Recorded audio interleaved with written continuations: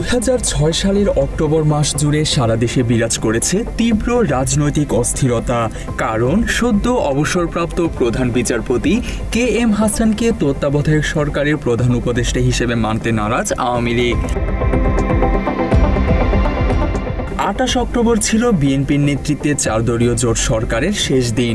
ওই দিন ঢাকার রাস্তায় প্রকাশ্যে অস্ত্র তুলে গুলি এবং পিটিয়ে মানুষ হত্যা করেছিল আওয়ামী লীগ। 28 অক্টোবরের আগের দিন এবং পরের দিনও দেশের বিভিন্ন জায়গায় লগি বৈঠার রক্তক্ষয়ী সংঘাতে জড়িয়েছে দলটি। রাজধানীর বাইতুল মোকাররম এলাকায় প্রকাশ্যে লগি বৈঠা দিয়ে পিটিয়ে জামাত শিবিরের 6 নেতাকর্মীকে হত্যা করে আওয়ামী লীগের সন্ত্রাসীরা।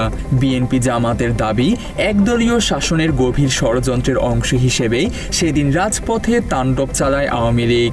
রাজপথে লগি বৈঠা দিয়ে মানুষ হত্যার পর সেই লাশের উপর নৃত্যের ঘটনা দেশের ইতিহাসের নৃশংসতার এক নজির হয়ে আছে।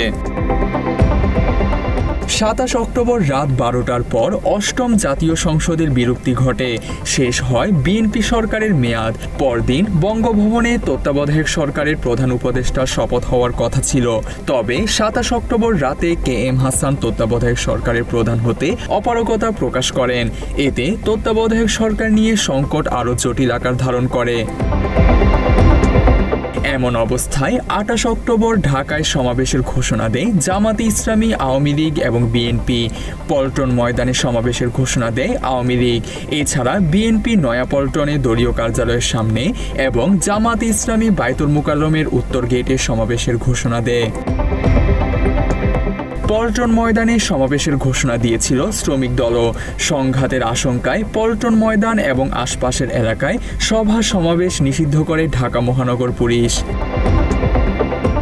মাত্র 30% টাকায় জমির মালিক হয়ে নতুন বাংলাদেশের গড়ে তোলার স্বপ্ন দেখা বাংলা বসতি। 28 অক্টোবর সকাল থেকেই বাইতুল মোকাররমের উত্তর গেট থেকে শুরু করে পল্টন এবং তোপখানা মোড়ে অবস্থান নেয় আওয়ামী লীগ ও জামাতে ইসলামীর অঙ্গ সংগঠনের নেতাকর্মীরা। আওয়ামী লীগের সাথে 14 দলীয় জোটের অন্য রাজনৈতিক দলের নেতাকর্মীরাও ছিল। অন্যদিকে জামাতে ইসলামীর সাথে ছিল তাদের ছাত্র সংগঠন ইসলামী ছাত্র শিবিরের কর্মীরা। আওয়ামী লীগ কর্মীরা দৈনিক বাংলার দিকে এগিয়ে যেতে চাইলে জামাতের সাথে সংঘর্ষে জড়িয়ে পড়ে তারা। একের পর এক বিস্ফোরণে কেঁপে ওঠে গোটা এলাকা।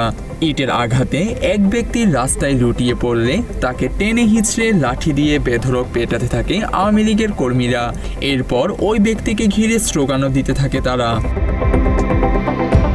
রাজনৈতিক বিশ্লেষকরা বলছেন, 28 অক্টোবরের লগি বৈঠা দিয়ে মানুষ হত্যা আওয়ামী লীগের স্বৈরাচারী মনোভাবেরই বহিঃপ্রকাশ। রক্তাক্ত ওই দিন রাজনীতির ইতিহাসে কলঙ্কজনক অধ্যায় হয়ে থাকবে বলে মনে করছেন তারা। 2023 সালের 28 অক্টোবরও স্বৈরাচার সরকার পতনের এক দফা দাবিতে নয়াপল্টনে বিএনপি এবং মতিঝিলে মহাসমাবেশ করে জামাত ইসলামী। সে সমাবেশেও 2006 সালের মতো পুলিশ ও আওয়ামী সন্ত্রাসীদের যৌথ সশস্ত্র হামলায় মহাসমাবেশ পণ্ড হয়ে যায়। সেদিন সন্ত্রাসীদের হামলায় প্রাণ হারায় যুবদলের এক নেতা। আওয়ামী সন্ত্রাসী ও পুলিশের ছোড়া গুলি, বোমা ও কাঁদানে গ্যাসে আহত হয়েছে বিএনপি এবং জামাতের কয়েকশো নেতাকর্মী। প্রতিবাদে পরদিন সারা দেশে হরতাল পালন করে বিএনপি। 2024 সালের 5 আগস্ট ছাত্র জনতার গণ অভ্যুত্থানের মুখে পতন ঘটে দানব হয়ে ক্ষমতায় থাকা আওয়ামী লীগ সরকারের। দীর্ঘ 16 বছর পর দেশের মানুষ গণতন্ত্র ফিরে পায়। তবে এখনও 28 অক্টোবর দেশের ইতিহাসে এক ভয়াল দিন হিসেবে স্মরণীয় হয়ে আছে। তানজিম হাসান, বাংলা এডিশন।